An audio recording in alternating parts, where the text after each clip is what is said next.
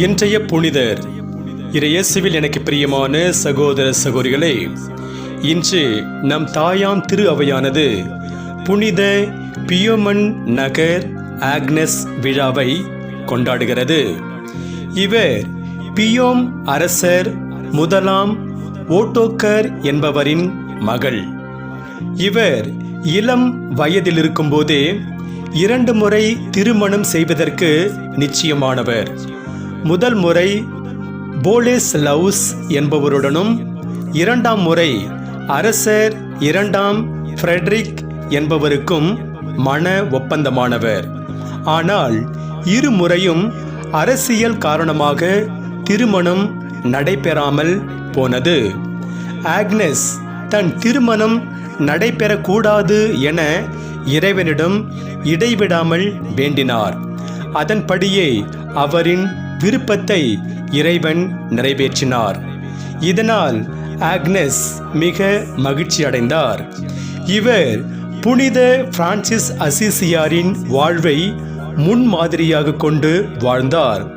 புனித கிளாராவின் நட்பை பெற்று வாழ்ந்தார் என்று அவரே எழுதிய கடிதங்கள் விளக்குகிறது.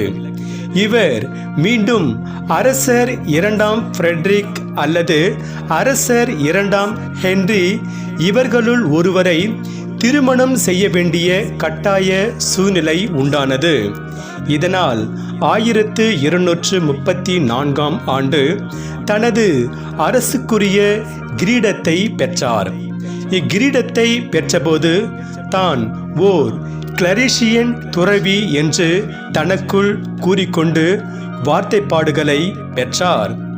இவர் தனது அரசுக்குரிய சொத்துக்கள் உடைமைகள் அனைத்தையும் கொண்டு தேவாலயங்களுக்கும் துறவற இல்லங்களுக்கும் உதவினார். இவர் இறந்த பிறகு ஏராளமான புதுமைகளை செய்தார்.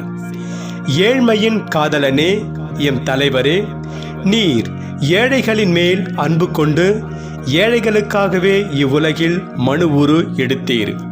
எங்களிடம் பணம், பதவி, பட்டமென அனைத்து செல்வங்கள் இருக்கும்போதும் மன நிம்மதி இல்லாமல் வாடுகின்றோம். புனித ஆக்னஸின் துணையாலும் உதவியாலும் எம்மிடம் உள்ளவற்றை பிறரிடம் பகிர்ந்து நிறைவுடன் வாழ செய்துள்ள வேண்டுமென்று தந்தையை உம்மை மன்றாடுகின்றோம். ஆமேன்.